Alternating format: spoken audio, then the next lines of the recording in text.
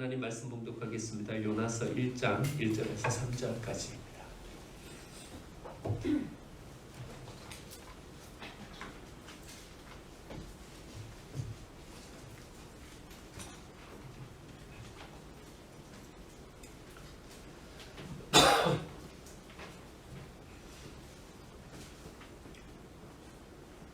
오늘 우리에게 주신 하나님의 말씀 요나서 1장 1절에서 3절입니다. 하나님의 말씀입니다. 여호와의 말씀이 아미떼의 아들 요나에게 임하니라. 이르시되 너는 일어나 저 큰 성읍 니느웨로 가서 그것을 향하여 외치라. 그 압독이 내 앞에 상달되었음이라 하시니라. 그러나 요나가 여호와의 얼굴을 피하려고 일어나 다시스로 도망하려 하여 욥바로 내려갔더니 마침 다시스로 가는 배를 만난지라. 여호와의 얼굴을 피하여 그들과 함께 다시스로 가려고 뱃삭을 주고 배에 올랐더라. 아멘. 옆에 계신 분들과 함께 인사 나누겠습니다. 하나님께서 우리 예배를 받으십니다.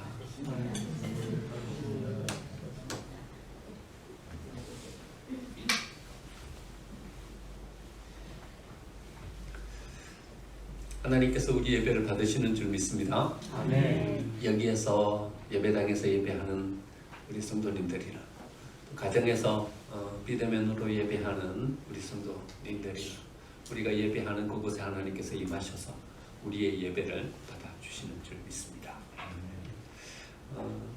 신호에 대해서 9월 한 달 동안 한번 생각해 봤습니다. 하나님께서 우리의 삶 가운데 신호를 주십니다. 신호를 주시는 것은 그 뒤에 하나님의 또 다른 계획을 가지고 우리의 삶을 이끄시기 위해서 우리에게 먼저 신호를 주시는 거죠. 우리가 그 신호를 잘 캐치하면 하나님께서 그 다음에 우리에게 어떤 은혜를 베풀어 주시는지를 우리가 알고 나아갈 수 있게 됩니다. 오늘 마지막 시간으로요. 길이 열렸다는 것은 전진하라는 신호이다. 길이 열렸어요. 그럼 뭐예요? 그럼 그 길로 가야 되는 거예요. 길이 열렸어요. 주저주저 하면 안 돼요. 이제는 그 길로 가야 된다는 거죠. 우리는요, 문이 열리지 않아서 우리가 일을 못하고 있다. 이래 생각합니다. 길이 보이지 않아서 우리의 삶이 여기에서 전진하지 못하고 지지부진하고 있다. 이렇게 말합니다. 맞습니다. 문이 열리지 않으면요, 그때는 머물러야 하는 시간입니다. 길이 열리지 않았으면요, 그때는 거기에 머물러야 합니다. 머무르면서 에너지를 우리 속에 응축시키고요. 거기 머물면서 하나님을 만나고요. 거기 머물면서 우리의 비전과 우리의 계획을 새롭게 세우고요. 잘 준비하고 에너지를 응축하고 우리를 준비시키는 이 시간이 우리에게 필요하다는 것이죠. 그런데 문제는요. 문이 열렸어요. 우리에게 길이 제시가 되었어요. 그런데도 거기에 머물러 있으면 안 된다는 거예요. 길이 열렸다면 이제는 그 길을 향해서 담대함으로 나아가야 합니다. 문이 열렸다면 하나님이 열어주시는 그 문을 향해서 이제는 담대함으로 나아가야 한다는 것입니다. 여러분, 기다리고 우리가 잘 준비하고 있으면 언젠가 문은 열립니다. 여러분 믿으십니까? 문은 열립니다. 하나님은 닫힌 문의 하나님이 아니라 열린 문의 하나님이십니다. 하나님께서는 우리의 길을 열어주시는 분이십니다. 요한계시록 3장 8절에 보면요. 볼지어다 내가 내 앞에 열린 문을 두었으니 능히 닫을 사람이 없으리라. 하나님께서 우리의 길을 열어주시면요. 아무도 그 문을 못 닫습니다. 하나님께서 우리에게 길을 열어주시면요. 우리는 이제 그 길로 가면 되는 것입니다. 그런데 우리는요. 길이 열렸음에도 불구하고 잘 그 길로 나아가지 못하고 있다는 것이죠. 요나에게 하나님은 니느웨로 가는 길을 열어주셨어요.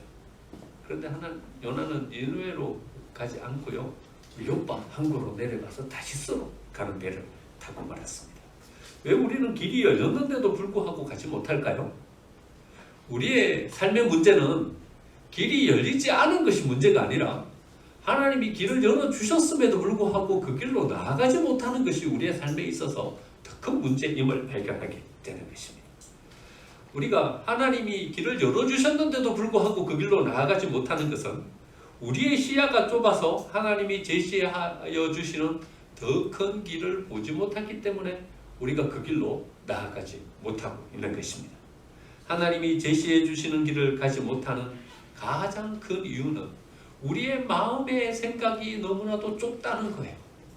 우리의 생각의 폭을 좀 넓게 펼쳐서 바라보면요, 하나님이 계획하시고 계신 것이 무엇인지를 알 수 있게 되는데요, 우리가 좀 더 멀리 시선을 높여서 바라보면요, 하나님께서 우리의 인생 가운데 주시려고 하는 복이 무엇인지를 알 수 있게 되는데요, 우리가 맨날 여기 앞에 코앞만 바라보고 있으니까요, 우리의 마음의 생각의 폭이 너무 좁으니까요, 하나님이 우리에게 제시해주고 계시는 더 큰 길을 우리가 보지 못하는 것입니다. 여러분, 우리의 마음의 생각을요, 좀 더 크게 넓혀야 합니다. 우리의 시선을요, 좀 더 멀리까지 바라볼 수 있도록 우리의 고개를 높게 들고 바라봐야 합니다. 저 멀리를 바라보면요, 비로소 우리는 하나님께서 우리에게 허락해 주신 더 큰 길, 그 길을 통해서 하나님께서 우리에게 주시려고 하는 그 은혜를 우리가 바라보면서 나아갈 수 있게 되는 것입니다. 고린도 교회에는 분파가 있었어요. 바울파, 아볼로파, 게바파, 그리스도파. 여러분, 참 초대교회도 파가 있었다는 것이요, 참 우리를 서글프게 합니다. 어떻게 파가 정해졌나 하면 이렇게 파가 정해졌어요. 나는 아볼로한테 세례받았다, 아볼로파. 나는 바울에게 세례받았다, 바울파. 나는 베드로에게 세례받았다, 게바파. 나는 이것도 저것도 꼴보기 싫다, 그리스도파. 그 파가 형성이 됐다는 거예요. 근데 여러분, 이 파를 바라보면서 고린도서를 기록하고 있는 바울의 태도를 바라보면 놀라운 것을 바라보게 됩니다. 그것은요, 오히려 바울은 이들을 바라보면서 꾸짖고 있습니다. 바울이 너희를 위하여 십자가에 못 박혔냐? 바울의 이름으로 너희가 세례를 받았냐? 오히려 자기를 추종하고 있는 그 바울파를 향하여서 오히려 꾸짖고 있는 것을 바라보게 돼요. 너희들이 어째 이 좁은 속견을 가지고 이것밖에 못 보냐? 좀 더 우리의 시선을 높게 넓게 펼쳐서 우리의 죄를 사해 주신 그 예수 그리스도 하나님을 바라봐야 되지 않냐? 어째 나에게 매이냐? 하나님을 바라보고 하나님께서 우리에게 허락해 주시는 더 큰 비전과 꿈을 가지고 세워져라, 이렇게 권면하고 있는 바울을 바라보게 되는 것입니다. 여러분, 이렇게 말하는 것이 쉽지 않은 것임을 우리는 금방 알게 됩니다. 여러분, 자기 사람들 챙기게 되는 것이 인지상정이고요, 자기를 추종하는 사람들에게 마음을 더 쏟는 것이 우리의 기본적인 마음이지 않습니까? 내가 이리로 갔다가 모든 것을 다 잃어버리면 어떡하나, 이 마음을 가지게 되는 것이죠. 제가 간혹 권사님들에게 권면했을 때 한 권사님이 저한테 이렇게 말씀하시는 것을 제가 들었어요. 목사님, 제가 그래 세워졌다가 제 사람 다 잃고 나면 저 혼자 저는 어떡하라고 그러십니까? 저한테 이렇게 말씀하시더라고요. 여러분, 모든 사람이 다 떠나도 여러분, 우리가 하나님을 붙잡고 간다면 말입니다, 하나님께서 우리에게 사람을 붙여주시고 하나님께서 우리로 하여금 일을 할 수 있게 만들어 주시지 않겠습니까? 우리가 사람을 붙잡고 나아가서요, 우리가 어떻게 무슨 일을 행할 수 있겠습니까? 우리가 하나님께서 우리에게 허락해 주시는 그 비전을 바라보고요, 그 뜻을 바라보면서 나아갈 때 비로소 우리는 하나님께서 제시해 주시는 그 큰 길을 비로소 갈 수 있게 되는 것입니다. 그런데요, 우리가 이 큰 길을 발견하지 못하고 우리 앞에 서면요, 작은 길 때문에 우리의 삶이 온통 혼란 가운데 빠져들게 되는 것을 바라보게 됩니다. 그럼 부자 청년에게 예수님께서 다가가셨어요. 내 모든 재산을 다 가난한 사람들에게 나눠주고 너는 나를 쫓아라. 여러분, 부자 청년에게 기회가 온 것이죠. 이 세상 가운데서 자기의 어떤 생각을 가지고 살아가는 이 삶에서 벗어나서 이제는 하나님께서 인류를 구원하려고 하시는 이 사역에로 초청받은 것입니다. 여러분, 아무에게나 주어지는 초청이 아니죠. 사도가 될 수 있는, 자기의 이름으로 교회를 세우고요, 자기의 이름으로 하나님의 역사를 이룰 수 있는 그 길로 초청을 받았어요. 그런데요, 이 청년에게는 다른 길이 또 있는 거예요. 어떤 길이에요? 부자로서의 삶을 살아가는 그 길. 그러면 왜 이 길을 못 따르냐 하면요, 이 길이 우리에게 놓여져 있기 때문에 이 길을 못 따르는 거예요. 제가 목회하면서요, 우리 성도님들을 많이 바라보지 않습니까? 바라보는데 제가 자신 있게 말할 수 있는 게 한 가지가 있어요. 그건 뭐냐 하면 이 길 갔다 저 길 갔다 하시는 분들은요, 제대로 길을 못 가는 것을 바라보게 돼요. 여러분, 어떤 분이 성공하시냐 하면요, 한 길 가는 분이 성공해요.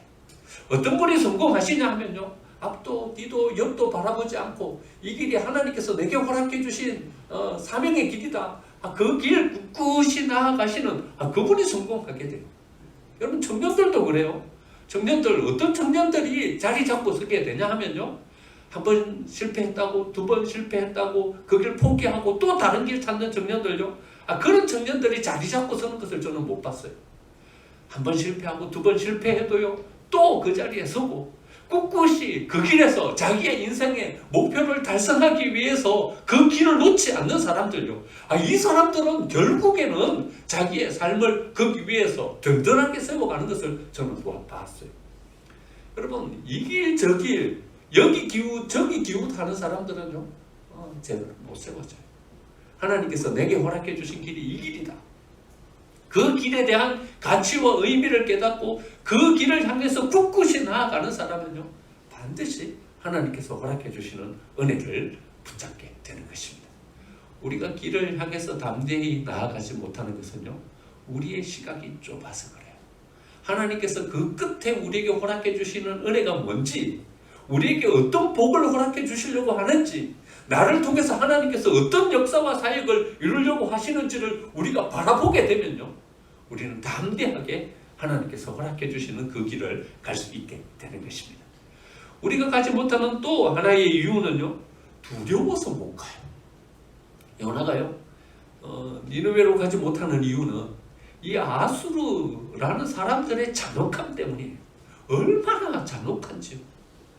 사람들을 아주 잔혹하게 살해하는 거예요.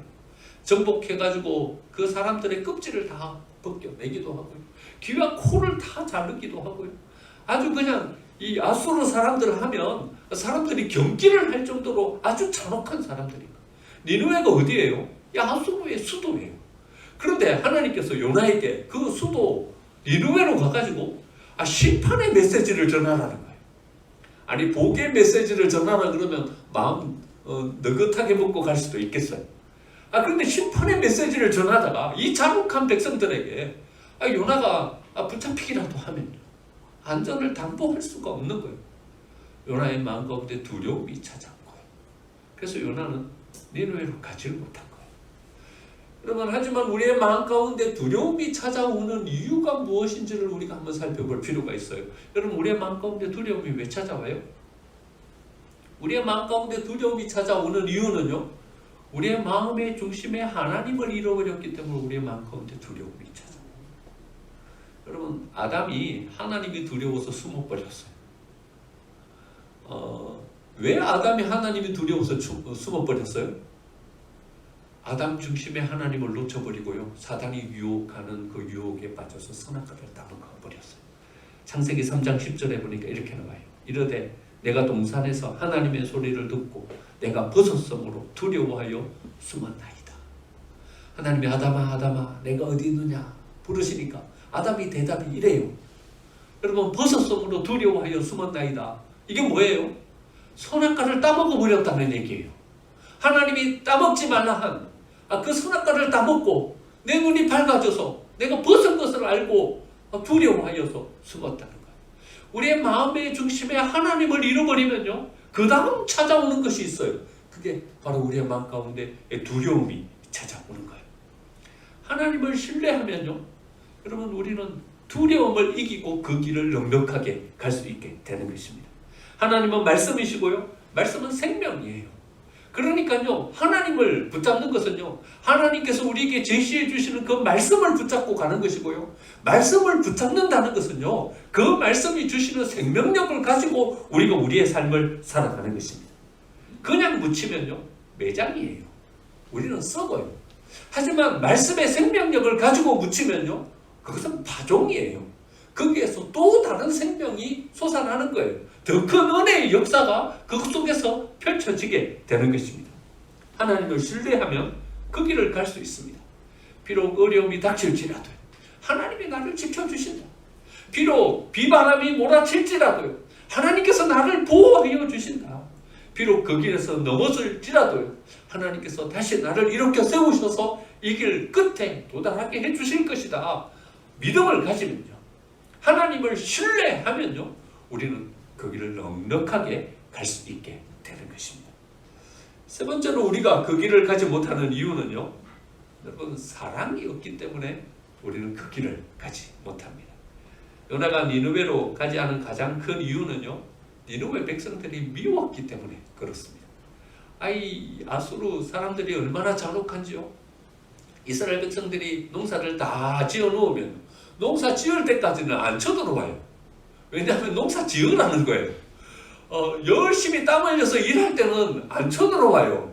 땀 흘려서 일하라는 거예요. 그래가지고 곡식을 다 타작해 놓으면 그때 쳐들어와요. 쳐들어와가지고는 한 해 동안 열심히 농사 지어 놓은 것을 몽땅 다 빼앗아. 얼마나 얄밉겠어요. 한 해 동안 이스라엘 백성들은 맨 굶으면서 굶주림에 허덕이면서 그래 살아가는 거예요. 아수르 사람들이 너무나도 얄미운 거예요. 잔혹한 그 백성들에게 어떤 기회를 준다는 것이 싫었던 거예요. 그 백성을 사랑하는 마음, 그 마음은 손톱만큼도 없었다는 거예요. 여러분, 우리가 어떤 사람을 향하여서 미움을 가지게 되는 것은요, 어쩌면 우리의 편견일지도 몰라요. 우리가 수요일 예배 시간에 우리 편견에 대해서 한번 생각해 봤어요. 이웃에 대해서 편견을 가지는 이유, 왜 우리가 이웃을 심판하고 우리가 이웃을 비판하게 될까? 편견을 가졌기 때문이다. 편견을 가진 이유는요, 이웃에 대한 정보가 부족해서 그래요. 이웃을 완전히 다 알지 못해서 그래요. 한쪽 면만 바라보기 때문에 그래요. 그래서 우리는요, 편견을 가지고 그 이웃을 비판하고요, 편견을 가지고 그 이웃을 미워하고요, 편견을 가지고 그 이웃을 판단해버리고 말아요. 그런데 정보가 조금 더 많아지면요, 더 많이 그 이웃에 대해서 알게 되면요, 우리는 이해하게 돼요.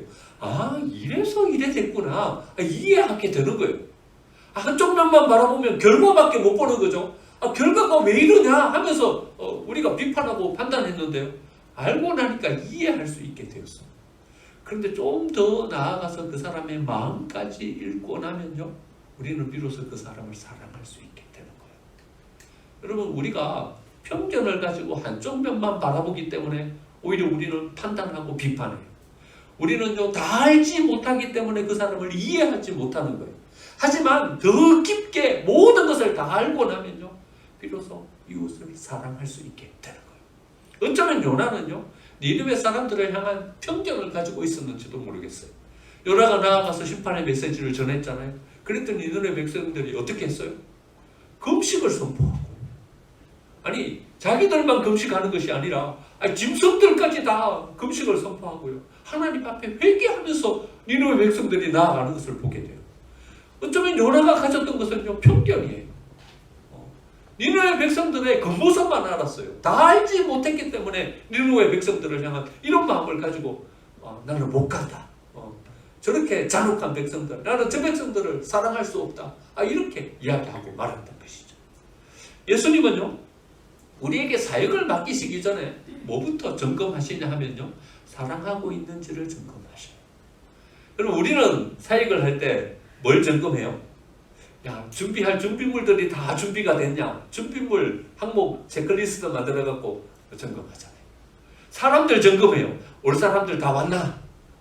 못 갈 사람 우리가 한 번 더 챙겨보면 갈 수 있는 사람이 누가 있을까? 그거 챙겨요. 우리가 이 일을 할 수 있는 역량이 준비가 됐는가? 그거 점검해요. 그런데 예수님은요, 뭘 체크하셨냐면요, 사랑하고 있는지, 사랑을 점검하셨어요. 부활하신 후 예수님은요, 물고기를 잡으러 갈릴리 호수로 간 베드로를 찾아가셨어요. 예수님은 베드로를 찾아가서 이렇게 말씀하시죠. 내 양을 먹이라. 내 양을 치라. 말씀하십니다. 다시 베드로에게 기회를 주고 계시는 거죠. 베드로는요, 급빛하면 물고기 잡으러 다시 갈릴리 호수로 가요. 나는 물고기 잡으러 가노라 하면서 다시 갈릴리 호수로, 불러다 놓으면 다시 또 갈릴리 호수로 가고, 마지막까지 나는 물고기 잡으러 가노라 갈릴리 호수로 가버렸어요. 예수님 또다시 베드로를 찾아가셔서 내 양을 먹이라, 내 양을 치라 당부하시죠. 그런데요, 여러분, 예수님께서 내 양을 치라, 내 양을 먹이라 당부하시기 전에 먼저 물어보시는 것이 있었어요. 베드로에게 뭘 먼저 물어보셨어요?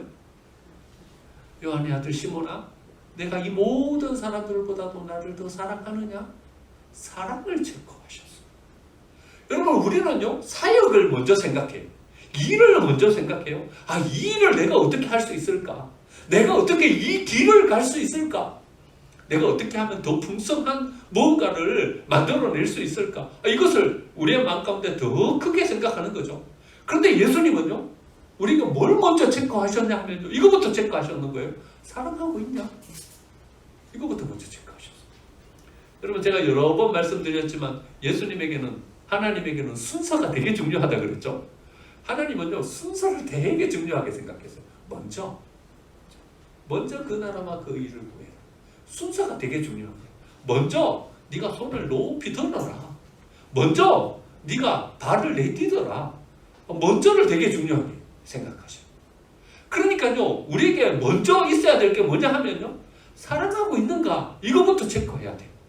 뭔 일을 시작하기 전에, 누구를 만나기 전에, 어떤 사역을 이루기 전에요, 우리 먼저 이걸 체크해야 돼요. 나는 이 사람을 사랑하고 있는가? 나는 이 일을 향한 사랑의 마음이 있는가? 나는 교회를 사랑함으로 이 일을 행하고 있는가? 여러분, 먼저 우리가 사랑을 먼저 체크해야 되는 것입니다. 여러분, 이 사랑은요, 혈연적인 이런 부분에서 맺어진 어떤 사랑의 차원을 좀 넘어서야 돼요. 우리는 사랑하고 있다, 이렇게 생각해요. 그런데요, 호르몬 때문에 사랑하고 있는 이 사랑이 진짜 사랑일까요? 우리는 우리 가족을 사랑해요. 여러분, 가족을 사랑하는 이 사랑은요, 호르몬 때문에 사랑하는 거예요. 진짜 사랑이 아닐 수도 있어요. 동물도요, 자기 가족은 사랑해요. 제가 어릴 적 이런 기억이 있어요. 아주 어릴 적이었던 것 같아요. 저희 집에 송아지가 한 마리 태어났어요. 태어났는데 저도 어린아이라 뛰고 송아지도 뛰고, 송아지가 제 좋은 친구가 되었다니까요. 마당에서 송아지랑 같이 놀았어요. 그런데요, 할아버지가 한 3개월 정도 지났는데 송아지를 우시장에 갖다 팔아버렸어요. 아이고, 할아버지가 얼마나 밉던지 말이죠. 그래갖고 제가 한 끼 밥을 안 먹었어요. 할아버지 미워서. 할아버지 내 친구 송아지를 어째 장에 갖다 팔아버렸어요. 그래가지고 한 끼 밥을 안 먹었어요. 그런데 밥을 안 먹고 나니까 얼마나 배가 고프던지요. 점심때 어머니가 고구마를 삶아갖고 갖다 주셨는데 그걸 연거푸 3개나 제가 안 먹었어요. 그런데 여러분, 놀라운 사실은요, 그 어미소는요, 사흘 동안 여물을 먹지 않더라고요. 아직도 기억이 생생해요. 송아지를 잃어버린 그 어미소가요, 사흘 동안 여물을 먹지 않아요. 여러분, 동물도 자기 가족은 사랑해요. 그건요, 어쩌면 이 우리의 호르몬 때문에 생기는 어떤 그런 사랑일 수 있는 거예요. 그런 사랑 말고요, 좀 더 차원 높은 사랑이요, 내가 기꺼이 내 것을 내어놓으면서 사랑할 수 있는 사랑이요, 기꺼이 나를 희생하면서 사랑할 수 있는 이 사랑이요, 이 사랑을 체크해야 되는 거예요. C.S. 루이스를 저는 참 좋아하는데요. C.S. 루이스는 55세예요. 조이 데이빗맨이라는 여자와 결혼을 했어요. 처음 결혼을 한 거예요. 재혼이 아니고. 55세까지 결혼을 안 하고 있다가 조이 데이빗맨과 결혼을 했어요. 그런데 조이 데이빗맨은요, 암을 앓고 있었어요. 의사가 1년밖에 못 산다 그랬어요. 근데 그걸 알고도 C.S. 루이스는 조이 데이빗맨과 결혼했어요. 왜냐하면요, 조이 데이빗맨과 같은 이런 사람을 자기가 일평생 만나보질 못했기 때문에 그래요. 근데 조이 데이빗맨은요, C.S. 루이스를 향해서 강하게 비판했어요.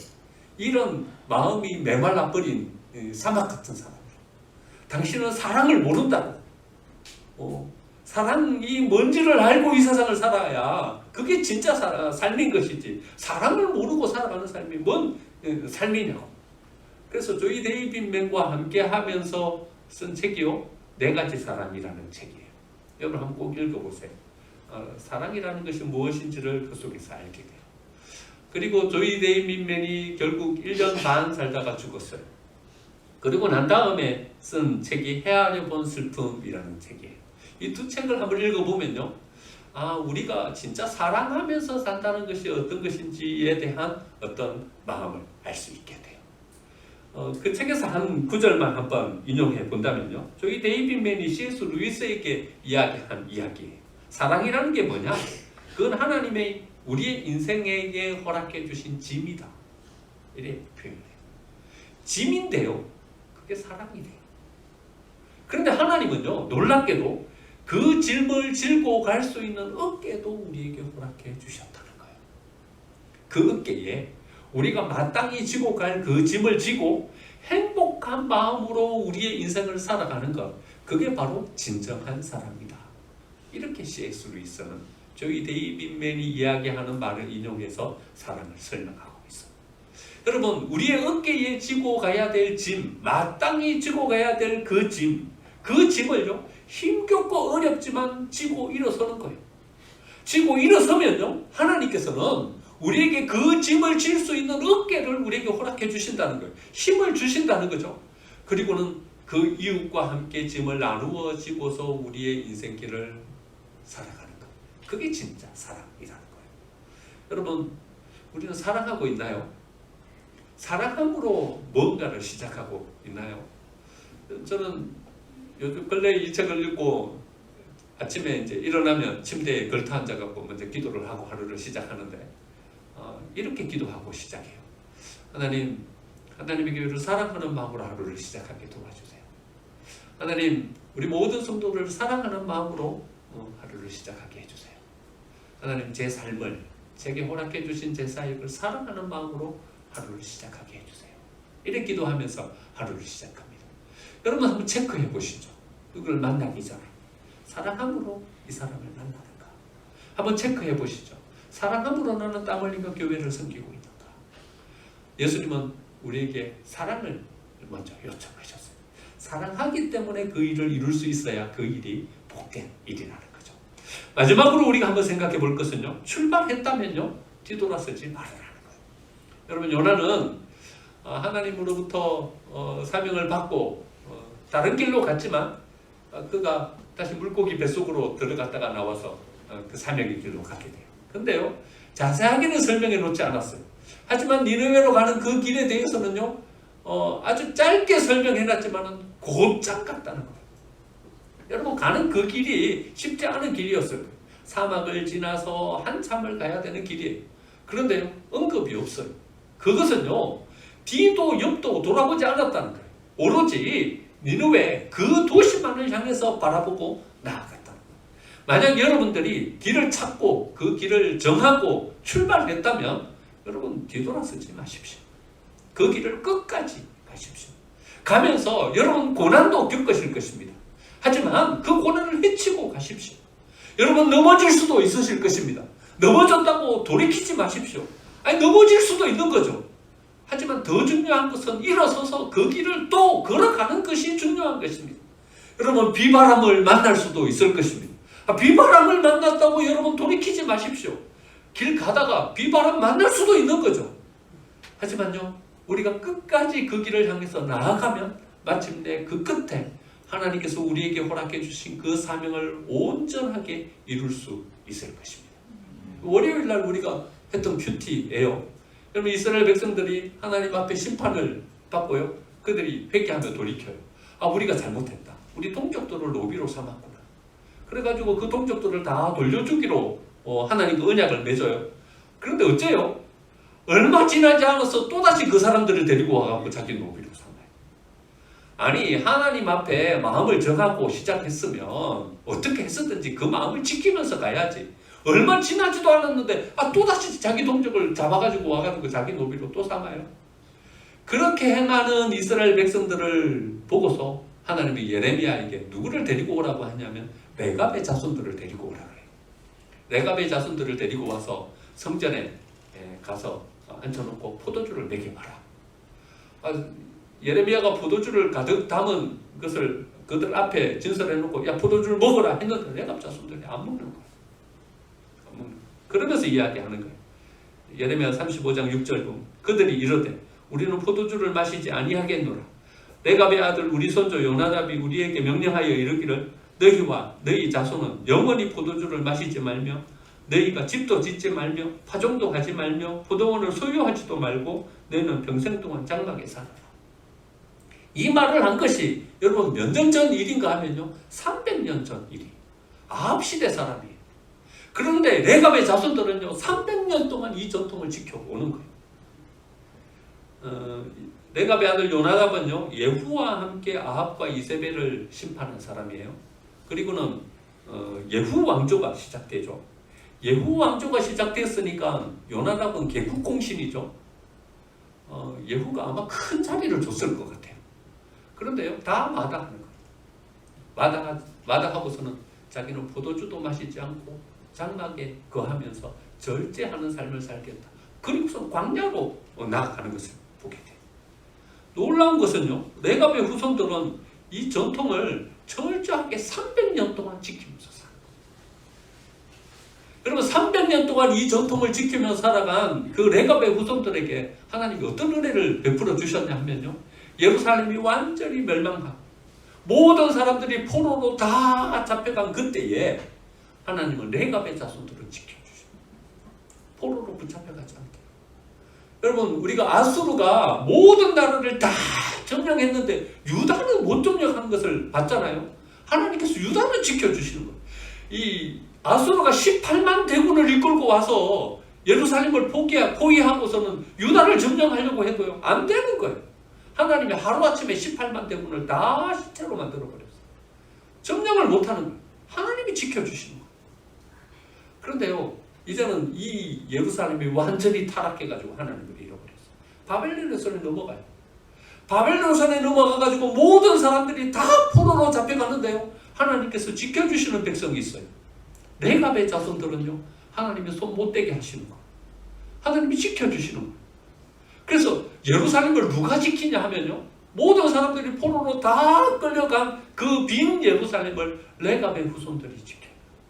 그리고 나중 느헤미야가 다시 포로를 이끌고 귀환했을 때 그 예루살렘의 성벽을 누구의 손에 의해서 대부분 건축하게 하냐면요 이 레갑 자손들이 주축이 돼가지고 예루살렘 성을 다시 재건하는 거예요.